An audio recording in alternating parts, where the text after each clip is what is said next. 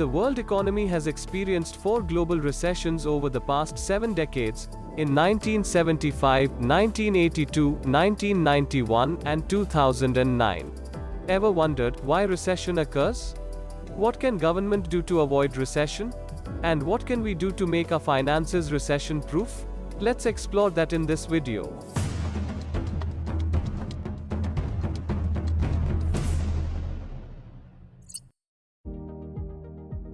I am sure the memory of 2009 recession might be fresh.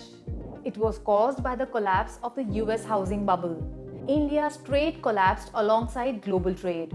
Some had to close, and almost all businesses had to cut costs to cope with declining revenues.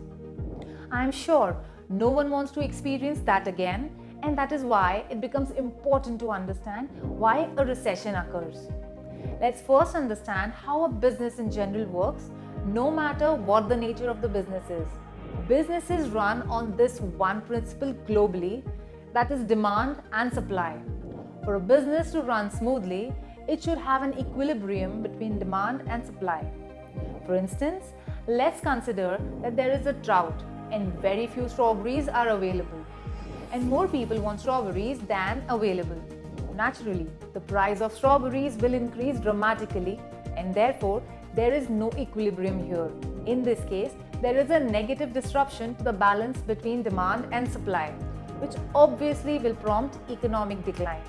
Thus, a recession is a significant decline in economic activity spread across the market, lasting more than a few months, which is normally visible in gross domestic product, that is the GDP, real income, employment, industrial production, and wholesale retail sales. This leaves a huge gap between the seller and the buyer. Prices drastically shoot up to bridge the losses, which in turn reduces the buying capacity of an average customer.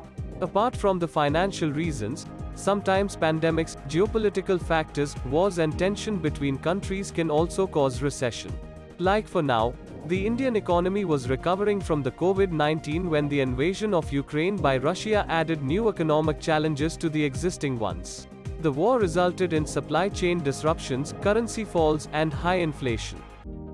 Luckily, our economy hasn't entered into a recession yet, and the government is taking proactive steps to make sure that doesn't happen. The government's policies are the savior here. The responses are designed to drive the economy back towards this ideal state of balance. One of the things which you might have seen in the news is the basis point hike, which simply means increase in the interest rate. As interest rates increase, the cost of borrowing money becomes more expensive. This makes buying certain goods and services, such as homes and cars, more costly. This in turn causes consumers to spend less, which reduces the demand for goods and services. There are various other policies the Government of India adopts to keep the recession under check. A few of them are: keep the rupee devalued, which will make India's exports more competitive, but it will also increase liquidity, making the borrowing of money costlier, creating adverse situations for businesses, increasing the propensity to save, direct control on credit creation. And why wait for government policies to save us? Here are a few financial tips that we can follow that might help you be recession-proof. Pay down high-interest credit card balances. Assess your individual finance situation before paying off other debt. Build a substantial emergency fund. Identify ways to cut back.